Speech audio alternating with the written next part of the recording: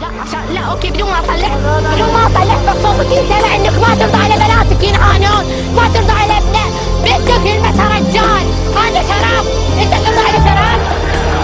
شرطة بقمة الشعب مو شرطة اقتدار الشعب. شیعیان بحرین اگر کشته شدن من برای من چی کار بکنم برای شیعیان بحرین هم به خاطر اهل بیت قیام نکردن، به خاطر مذهب قیام نکردن.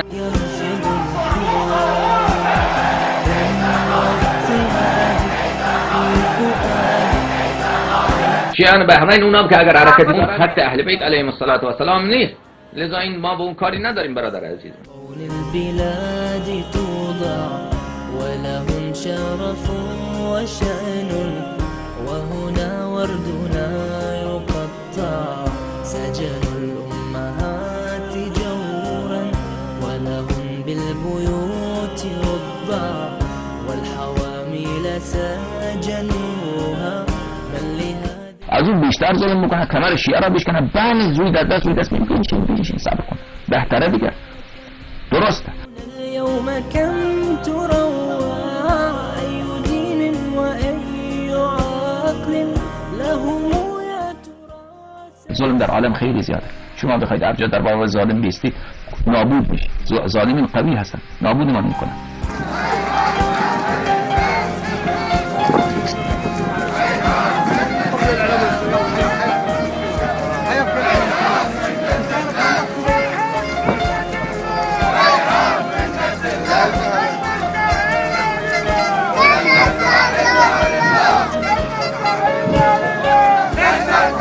جاهل به امور مثل ما و شما دیگه، مجتهدین که از ما و شما فرق نداره. مجتهدین هم مثلا یک چند روایت آیت بلدن، مسائل را خوب بلدن، و الا این که بله در فلان جا فلان کار را بکنن به کسی ظلم اینا نمیدونن. اونا يواجهون الفتاة بنت التاسعة وبنت العاشرة والمرأة في العشرين والخامسة والعشرين، الشابة في العشرين والخمسة وعشرين بأقذع الكلمات وأبشع التعابير.